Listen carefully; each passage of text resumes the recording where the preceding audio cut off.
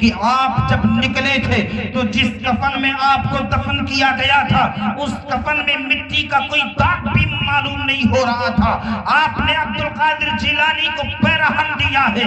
وہ شعر جو آپ سنا کرتے ہیں کہ زمین میلہ نہیں ہوتی، زمن میلہ نہیں ہوتا، محمد کے غلاموں کا کفن میلہ نہیں ہوتا. اللہ والے جو ہوتے ہیں یہ آتے تو بعد میں، لیکن آمد کے نقارے پہلے بجا دیے جاتے ہیں. اب یہاں بھی وہی بات کہ کیا وہ لوگ اللہ ہو گئے جنہوں نے بتایا تھا؟ حالانکہ کرامتوں کی اگر فہرست بنائی جائے انشاءاللہ تبارک و تعالی اس پر کام کرنے کی ضرورت ہے. کرامات صحابہ کے نام سے ایک مجلد کتاب شائع ہونی چاہیے جس میں صحابہ کی کرامتیں بیان ہیں کہ رسول کائنات کے اصحاب کی کرامتیں کم تو ضرور ہیں، لیکن اگر انہیں اکٹھا کی جائے تو ایک مجلد کتاب، ایک جلد والی کتاب بن جائے گی. حضرت ابو بکر صدیق کی کرامتیں، آپ نے اپنی بیٹی سے کہا تھا کہ تمہاری 2 بہنیں ہیں، میرے انتقال کے بعد تمہارے 2 بھائی اور تمہاری 2 بہنیں، یعنی تمہیں لے کر 3 بہن، میرے ترکے میں جو کچھ ہوگا اسے تقسیم کر لیا. قرآن کریم کی آیت کے مطابق یوصیکم اللہ فی اولادکم للذکر مثل حظ الانثیین. پوچھا آپ کی شہزادی نے کہ ابو ہم تو 2 ہی بہن ہیں، یعنی حضرت اسماء اور حضرت عائشہ، یہ تیسری بہن. تو کہا کہ آپ کی جو والدہ محترمہ ہے دوسری والدہ، ان کے بطن میں ایک بچی پرورش پا رہی ہے اور وہ پیدا ہوگی، اسے بھی مال میں حصہ دے دینا. اللہ اکبر. آپ کے ارشاد کے مطابق انتقال کے بعد ان کے بطن سے ایک بچی پیدا ہوگی. یہ کرامت نہیں تو اور کیا ہے؟ بلا شبہ کرامت کا حقیقی صادر اللہ ہے، لیکن یہ کرامت اہل اللہ کے دست پاک سے جاری ہوگی. اور اہل اللہ یہ آتے تو بعد میں ہیں، لیکن آمد کے ڈنکے اور نقارے بجا دیے جاتے ہیں. رسول کائنات کے زمانے کے قریب بالکل غوث پاک کی پیدائش 470 نا 400 بالکل تھک گئے ہیں 470 ہجری 450 سال پہلے آقا کریم صلی اللہ علیہ وسلم نے حضرت عمر اور حضرت علی رضی اللہ تعالیٰ عنہ، حضور کا یہ فرمان بھی دیکھیں کس کس کو؟ حضرت عمر اور حضرت علی کو. اگر دونوں میں دشمنی ہوتی تو حضور کہتے ہیں 2 شاگرد ہمارے ہیں، دونوں ہمہ وقت اگر لڑتے ہوں تو ہم ان کو ایک ساتھ بھیجیں گے؟ ہم تو کہیں گے کہ اس کے قریب تم بیٹھا مت کرو. آقا علیہ الصلوۃ والتسلیم کہہ رہے ہیں تم اے عمر تم چلے جانا اور اے علی تم چلے جانا، میرے اویس کو یہ میرا پیراہن دے دینا اور کہہ دینا کہ میری امت کے لیے دعا کریں. اس سے پتا چلا کہ عمر اور علی میں بڑی محبت تھی، اور محبت نہ ہوتی تو عمر پگڑی اتار کے نہ کہتا کہ یہ عمر کے سر میں جو بال ہے نا یہ مصطفیٰ کی اولاد کا صدقہ. سبحان اللہ. لیکن نہ جانے بے وقوفوں کو کیا ہو گیا. یہ بے وقوف ہم نہیں کہہ رہے، قرآن کہہ رہا ہے وَإِذَا قِيلَ لَهُمْ آمِنُوا كَمَا آمَنَ النَّاسُ قَالُوا أَنُؤْمِنُ كَمَا آمَنَ السُّفَهَاءُ. جب ان سے کہا جاتا ہے کہ میرے اصحاب کی طرح ایمان لے آؤ تو یہ کہتے بے وقوفوں کی طرح ایمان لائے. حالانکہ حقیقی بے وقوف یہی ہے. کون؟ جو اصحاب پیغمبر کو گالی دے رہا ہے وہی حقیقی بے وقوف ہے. قرآن کریم نے اسے پاگل کہا، قرآن کریم نے بے وقوف کہا، قرآن کریم نے کافر کا دوست کہا. آپ کہیں گے ہے کوئی آیت؟ محمد رسول اللہ والذین معه اشداء علی الکفار رحماء بینہم. آیت پاک پڑھتے ہوئے آئے لیغیظ بہم الکفار، کفار ان پر غصہ ہوتے ہیں۔ اب ابو بکر پر جو غصہ ہو رہا ہے وہ کافر کا دوست ہے کہ نہیں؟ عمر پر جو غصہ ہو رہا ہے وہ کافر کا دوست ہے کہ نہیں؟ حضرت امیر معاویہ پر جو غصہ ہو رہا ہے، ارے یہ میں نہیں کہتا، اللہ کا قرآن کہتا ہے لیغیظ بہم الکفار، یہ کفار ہے جو اصحاب پیغمبر پر بھڑک رہے ہیں۔ اب آپ بھی اگر کوئی اصحاب پیغمبر پر بھڑک رہا ہو تو جان لینا وہ کوئی اور نہیں، وہ بے وقوف ہے جس کا تعلق کسی کافر سے۔ اچھا، ان کو قرآن میں صرف یہی نہیں کہا، اللہ تبارک و تعالیٰ نے ان کا مذاق بھی اڑایا۔ اور کل بروز قیامت اور سلمان صاحب انشاءاللہ کسی دن موقع ملا تو یہاں ارتفاع رکھ دیجیے، اور آپ کو ہم قرآن کریم اور تفسیر اٹھا کے ایسے دکھائیں گے کہ انہیں مجنون کہا گیا، انہیں پاگل کہا گیا، انہیں بے وقوف کہا گیا۔ اور کل بروز قیامت اے ابو بکر و عمر کے شہدائیوں، علی عثمان و حیدر سے محبت کرنے والوں، کل بروز قیامت اصحاب پیغمبر کو اللہ کہے گا کہ انہیں آج تم سنا دو جتنا سنانا چاہتے ہو۔ یہ جتنے اصحاب پیغمبر پر بھوکنے والے ہیں نا، اصحاب پیغمبر پھر انہیں سنائیں گے۔ اللہ کا قرآن کہتا، تفسیر بھی ہے اور حدیث پاک بھی۔ یہیں تک بات ختم نہیں، جنہوں نے جب طنز کیا غزوہ تبوک وغیرہ کو سامنے رکھ لی، بڑی غربت تھی نا، تو جو صحابی زیادہ مال لے کر آتا اسے یہ بدتمیز لوگ کہتے کہ یہ ریاکار ہے۔ اور کوئی غریب صحابی، اب آپ نے یہ پروگرام کرایا تو کسی نے زیادہ دیا ہوگا نا، اور کسی نے کم دیا ہوگا۔ اصحاب پیغمبر میں بعض وہ غریب اصحاب تھے جنہیں ایک کھجور ملتی تو ایک کھجور کو دو حصوں میں تقسیم کرتے، ایک حضور کی بارگاہ میں پیش کرتے، ایک گھر پہ چھوڑتے۔ یہ کہتے کہ یہ کیا لے کے آیا؟ انہیں بھی اللہ نے ڈانٹا، اللہ نے ڈانٹ لگائی۔ اور کل بروز قیامت جن اصحاب کا مذاق اڑایا گیا، اللہ کہے گا انہیں سامنے لاؤ اور انہیں سنا دو۔ تو آپ خوش نصیب لوگ ہیں حضرت امیر معاویہ کے تعلق سے اور دیگر لوگوں کے تعلق سے، اصحاب پیغمبر کے تعلق سے جو باتیں ہو رہی، جبکہ حقیقت یہ ہے کہ کوئی بندہ اگر ایمان میں بھی صحابہ کی اقتداء نہ کرے تو وہ کافر ہے۔ ایمان بھی اسی طرح لانا ہے، اس میں بات ہو گئی۔ ایک الگ موضوع ہے انشاءاللہ تعالیٰ بیان کرنا، لیکن غوث پاک رضی اللہ تعالیٰ عنہ کے تعلق سے کچھ بولنا چاہتا ہوں، سنیں گے؟ کتنے دیر سنیں گے؟ 10-5 منٹ سنیں گے نا؟ 10-5 منٹ سن لیں۔ حضرت علی اور حضرت عمر رسول کائنات کا پیراہن لے کر کس کے پاس پہنچے؟ حضرت اویس قرنی کے پاس۔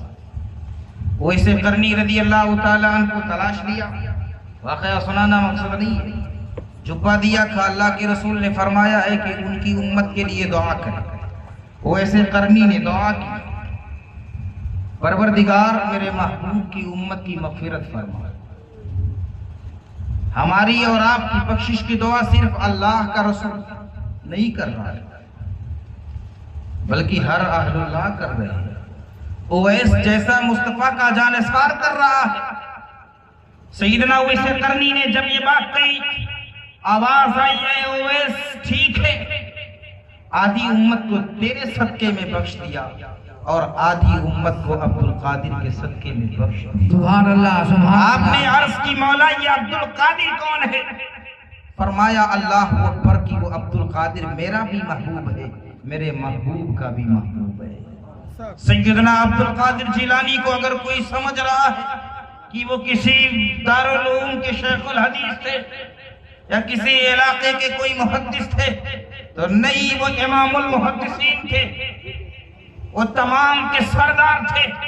اور اللہ کی عزت کی قسم، آپ کی بارگاہ میں خراج عقیدت پیش کرنے کے لیے احمد ابن حنبل جیسا مجتہد قبر انور سے باہر نکلتا ہے اور آپ کو سینے سے لگاتا ہے، पैराहन देता है اور کہتا ہے کہ میرے ماننے والوں کی فہرست میں ہو جاؤ۔ اب آپ کو بتائے کہ حضرت احمد ابن حنبل کا انتقال 240 ہجری میں اور حضرت سیدنا غوث پاک 470 میں پیدا ہوئے۔ جو لوگ کہتے ہیں اللہ کے رسول مر کر مٹی میں مل گئے، جو کہتے ولی نہیں آ سکتے ہیں، یا غریب نواز نہیں آ سکتے ہیں، یا غوث پاک نہیں آ سکتے ہیں، قرآن کی وہ آیتیں جو بتوں کے حق میں نازل ہوئی ہے اہل اللہ پر چسپا کر رہے ہیں، وہ اپنے اوپر بیٹھی ہوئی مکھی نہیں ڈال سکتے ہیں، وہ یہ نہیں کر سکتے ہیں، وہ کسی کے نفع اور نقصان کے مالک نہیں ہے۔ میں بھی کہہ رہا ہوں ہاں کوئی نفع اور نقصان کا مالک نہیں ہے اللہ کے سوا، لیکن اللہ جب چاہتا ہے تو کسی کو مالک بھی بنا دیتا ہے، کسی کو مختار بھی بنا دیتا ہے۔ اب آپ دیکھیں کہ کم سے کم 250 سال گزر گئے، احمد ابن حنبل کا انتقال ہو گیا۔ سیدنا عبد القادر جیلانی کی شان دیکھے، عبد القادر جیلانی رضی اللہ تعالی عنہ کی اس بات کو ملا علی قاری نے مرکات شرح مشکات میں لکھا ہے۔ ملا علی قاری نے چاروں اماموں کا ذکر کیا ہے، امام اعظم ابو حنیفہ کا، امام شافعی کا، امام مالک کا اور امام احمد ابن حنبل کا۔ امام احمد ابن حنبل کے تعلق سے آپ لکھتے ہیں کہ احمد ابن حنبل کا انتقال ہو گیا 240 ہجری میں، اور 250 سال کے بعد حضرت عبد القادر جیلانی رضی اللہ تعالی عنہ نے حضرت علی بن حیدی جو آپ کے خلیفہ ہیں ان سے کہا کہ میں ملاقات کے لیے جانا چاہتا ہوں۔ کہا کہ ٹھیک ہے۔ احمد ابن حنبل کی بارگاہ میں حاضری کے لیے دونوں نکلے۔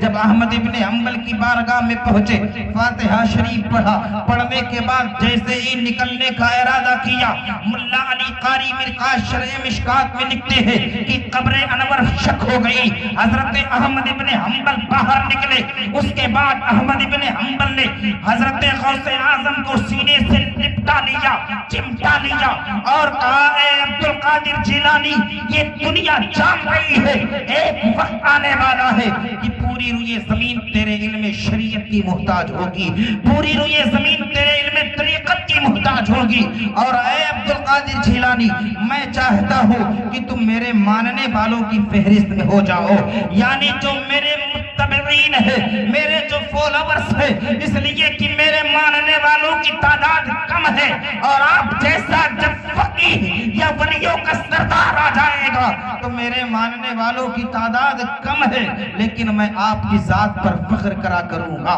اللہ اکبر۔ آپ کے تعلق سے ملا علی قاری نے لکھا مرکات شرح مشکات میں کہ آپ جب نکلے تھے تو جس کفن میں آپ کو دفن کیا گیا تھا اس کفن میں مٹی کا کوئی داغ بھی معلوم نہیں ہو رہا تھا۔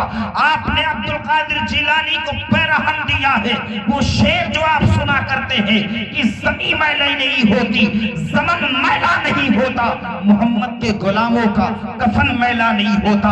اگر احمد ابن حنبل کو جاننا چاہتے ہیں تو صرف مختصر میں جان لیں، یہ وہ بندہ ہے جب پوری روئے زمین پر قرآن کریم کے تعلق سے بکواس کیا جا رہا ہے، اللہ اکبر، اس بندے نے تنہا کہا تھا کہ اے لوگوں یہ قرآن اللہ کی صفت ہے، اللہ کی مخلوق نہیں ہے۔ مخلوق کا مطلب ہے فنا ہو جانا، ہم اور آپ اللہ کی مخلوق میں ہیں، ہمیں ختم ہو جانا ہے، لیکن قرآن یہ اللہ کا کلام ہے، قرآن کو ختم نہیں ہونا ہے۔ جس طرح اللہ کی ذات قدیم ہے غیر حادث ہے، اسی طرح قرآن قدیم ہے غیر حادث ہے۔ قرآن کوئی مٹنے والی کتاب نہیں ہے، لیکن اللہ اکبر، حکومت کا سہارا لے کر احمد ابن حنبل کو جیل میں ڈالا گیا، احمد ابن حنبل پر کوڑوں کی بارش بھی کی گئی۔ ایک وقت وہ بھی آیا کہ آپ پر کوڑے لگائے جا رہے تھے، آپ کی رسی کٹ گئی پاجامے کی، اللہ اکبر، پاجامہ نیچے آنے والا تھا۔ رب کی بارگاہ میں عرض کرتے مولا میری صدر پوشی فرما اگر میں حق پر ہوں، ورنہ دنیا کیا کہے گی۔ اللہ اکبر۔ آپ خود لکھتے ہیں کہ وہ ڈوری فوراً خود بخود جڑ گئی اور پاجامہ وہی رک گیا۔ جب احمد ابن حنبل کا انتقال ہوا تو ملا علی قاری لکھتے ہیں وَأَسْلَمَ يَوْمَ وَفَاتِهِ 20,000 من الكفار، آپ کے جنازے کی تعداد دیکھ کر 20,000 کافروں نے کلمہ پڑھ کر مشرف با اسلام ہو گئے۔ اللہ اکبر، آپ دیکھیں آپ کے جنازے میں 25 لاکھ لوگ موجود تھے۔ آج سے 1200 سال پہلے کوئی سوشل میڈیا نہیں ہے، کوئی پرنٹ میڈیا نہیں ہے، کوئی اخبار نہیں ہے، کوئی اور ذرائع نہیں ہے، لیکن اللہ اکبر، اہل اللہ کی شان دیکھیں کہ آپ کے جنازے میں ایک وقت تو یہ تھا کہ تمام کے تمام دشمن نظر آ رہے ہیں، ایک وقت وہ ہے کہ آپ کے جنازے میں 25 لاکھ لوگ موجود ہیں۔ تعداد دیکھ کر 20,000 کافر مسلمان ہو گئے، اور جس میدان میں عورتیں آئی تھی جنازہ دیکھنے کے لیے، جب اس کی پیمائش کی گئی تو 60,000 عورتیں آئی ہوئی تھی۔ اللہ اکبر، آج دیکھیں کہ روئے زمین پر کسی کا بھی انتقال ہو جائے، کوئی کتنا بھی نامور ہو، لیکن اس کے جنازے میں اتنی تعداد نہیں آتی ہے۔ آپ جان لیں کہ اللہ کا قرآن کہتا ہے ان الذین آمنوا وعملوا الصالحات سيجعل لهم الرحمن ودا، اللہ اس کے رسول کے لیے جو فنا ہوتا ہے اللہ تبارک و تعالی لوگوں کو اس کی طرف پھیر دیتا ہے۔ غوث پاک ہندوستان میں پیدا نہیں ہوئے ہیں، آپ بغداد کے رہنے والے ہیں، لیکن روئے زمین کا کون سا خطہ ہے جہاں سے آپ کی بارگاہ میں خراج عقیدت نہیں پیش کیا جا رہا ہے؟ آپ کے فیضان سے پوری دنیا مالا مال ہو رہی ہے۔ اور جاتے جاتے صرف ایک بات بیان کر دوں کہ غوث پاک کی کرامتیں بے شمار ہے، وقت کی قلت دامنگیر ہے، دن کے تھکے ہوئے بھی آپ لوگ ہیں، لیکن میرے نزدیک اگر کوئی مجھ سے سوال کرے کہ غوث پاک کی سب سے بڑی کرامت کیا ہے تو میں کہوں گا کہ غوث اعظم کی سب سے بڑی کرامت کا نام امام احمد رضا خان ہے، اس لیے کہ احمد رضا کو اگر دیکھیں گے تو غوث پاک کی کرامت یاد آ جائے گی۔ آپ سوچ رہے ہوں گے اتنا بڑا دعویٰ، کیا کوئی دلیل بھی ہے؟ دلیل ملاحظہ کریں، غوث اعظم رضی اللہ تعالیٰ عنہ کا فیضان کیسے اعلیٰ حضرت پر جاری ہو رہا تھا۔ ایک مرد مجاہد نے پوچھا تھا کہ حضور آپ کا نائب اس وقت روئے زمین پر کہاں ہے؟ خواب میں غوث پاک کو دیکھا اور کہا حضور آپ کا نائب کون ہے؟ کہا مولانا احمد رضا ہے۔ کہا حضور کہاں ہے؟ کہا بریلی میں ہے۔ وہ صبح اٹھا، اس نے بریلی کا سفر شروع کیا، ابھی اعلیٰ حضرت کی بارگاہ میں پہنچا، اعلیٰ حضرت سے مصافحہ کیا، اعلیٰ حضرت کا ہاتھ اس مرد مجاہد نے چوما، اعلیٰ حضرت نے اس کا ہاتھ چوما، اس نے کہا حضور میں نے آپ کا ہاتھ چوما، یہ تو بات سمجھ میں آ رہی ہے کہ آپ امام اہل سنت ہیں، آپ فخر زمین و زمن ہیں، لیکن اے اعلیٰ حضرت آپ نے ہمارا ہاتھ کیوں چوما ہے جبکہ میرے بارے میں آپ کو کوئی تعارف نہیں ہے، آپ میرے بارے میں کچھ نہیں جانتے ہیں۔ امام محمد رضا فرماتے ہیں اس آدمی کے بارے میں جاننے کی کیا ضرورت ہے جس کے خواب میں میرا غوث آ رہا ہو۔ اللہ اکبر، وہ کہنے لگے کہ میں نے تو یہ واقعہ اپنی بیوی کو بھی نہیں بتایا ہے، آپ کیسے جان رہے ہیں؟ کہا جس غوث پاک نے تمہیں بتایا ہے اسی غوث پاک نے ہمیں بتایا ہے کہ آپ کے پاس ایک آ رہا ہے۔ اعلیٰ حضرت کی ایک بات یہ تھی کہ جب پڑھتے پڑھتے مطالعہ کرتے کرتے آپ تھک جاتے یا کبھی کوئی استفتاء ایسے آتا کہ بڑا ٹف معلوم ہوتا تو آپ میز پر ڈیسک پر رکھ دیتے اور کہتے کہ صبح اس کا جواب لکھوں گا۔ اب آپ کی بارگاہ میں کوئی ہم جیسے شاگرد نہیں تھے، شاگرد بھی وہ امام العلماء جیسے، صدر الشریعہ جیسے، صدر الافاضل جیسے، محدث اعظم کچھوٹنی جیسے لوگ ہیں۔ اللہ اکبر، یہ لوگ ہمہ وقت تو ایسے تھے کہ حضور سے کیا لے لیا جائے، ان سے کیا سیکھ لیا جائے۔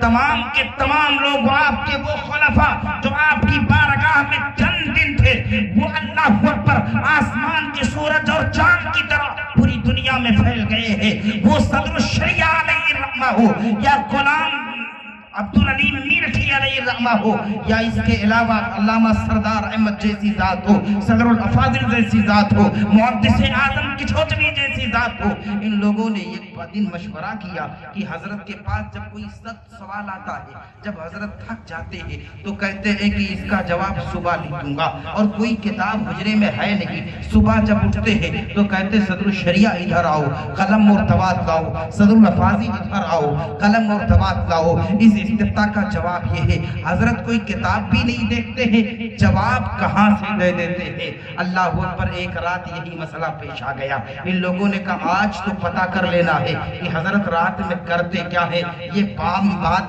हल कहाँ से करते हैं। लोगों ने मशवरा किया। आला हजरत रज़ी अल्लाह ताला अन्हु ने हस्बे दस्तूर कहा कि दरवाजा बंद कर दो और इस सवाल का जवाब कल लिख दूंगा। दरवाजा बंद कर दिया गया। रात के 12 के बाद का मसला है। आला हजरत रज़ी अल्लाह ताला ने चराग बुझा दिया। लोगों ने देखा एक सुराख है दरवाजे में, उस सुराख से देखना शुरू किया।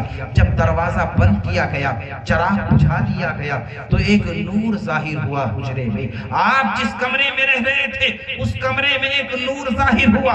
ऐसा लगा कि आपकी छत फट गई है, कोई आने वाला आ गया है। इन लोगों ने फिर देखा, एक बुजुर्ग तशरीफ लाए। आला हजरत खड़े हो गए, बिल्कुल जैसे एक शागिर्द खड़ा होता है ऐसे आला हजरत खड़े हो गए। अल्लाहु अकबर। अब आला हजरत खड़े हुए, बुजुर्ग लेट गए। आला हजरत पैर दबा रहे हैं। हुजूर आज ये सवाल आया है, इस सवाल का जवाब क्या है। अब वो बुजुर्ग फरमा रहे हैं इस सवाल का जवाब यहाँ देख लो, इस सवाल का जवाब यहाँ देख लो, इस सवाल का जवाब ये है, इस सवाल का जवाब ये है। बुजुर्ग रात भर वही मौजूद रहे। आला हजरत खिदमत करते रहे, इल्म सीखते रहे, सवाल का जवाब पूछते रहे। जब तहज्जुद का वक्त करीब आ गया, वो बुजुर्ग चले गए। आला हजरत ने दरवाजा खोला तो सदरुल शरिया सामने है, सदरुल लफाजिल सामने है। लोगों ने डर की वजह से सदरुल लफाजिल को आगे कर दिया कि आप आगे जाएंगे, आप आले रसूल हैं, आपको देखकर हजरत का गुस्सा ठंडा हो जाएगा। इसलिए सदरुल लफाजिल आगे हो गए। सदरुल लफाजिल कहने लगे हुजूर गुस्ताखी माफ हो, लेकिन रात में आने वाला कौन था, रात का किस्सा क्या है, रात का माजरा क्या है।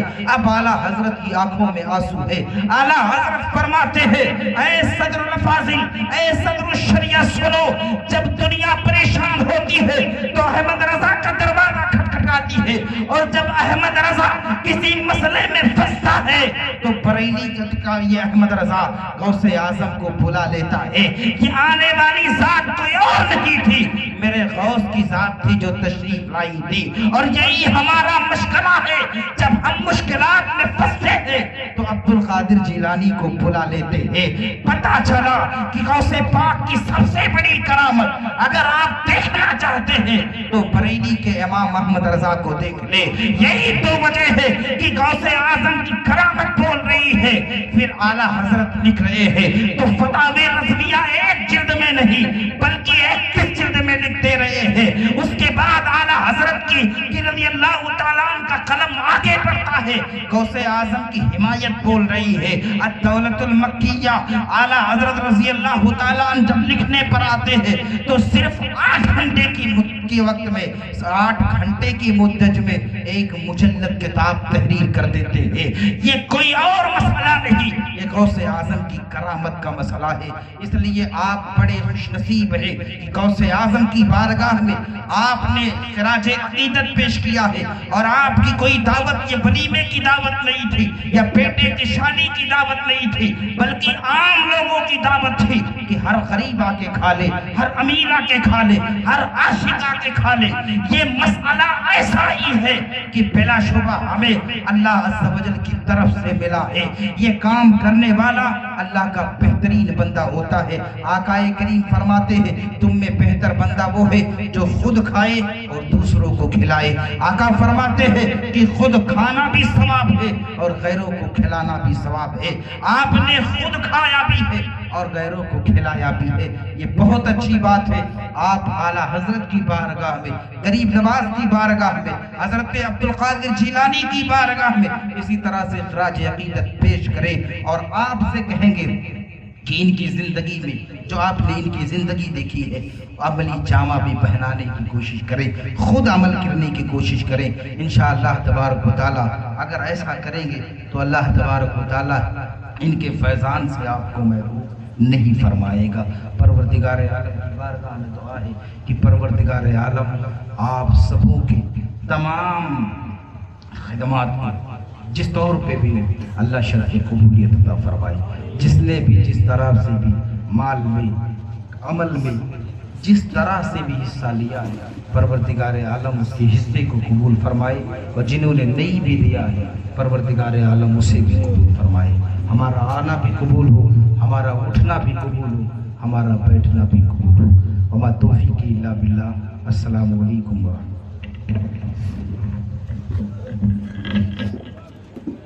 یا نبی سلام علیکہ، یا رسول سلام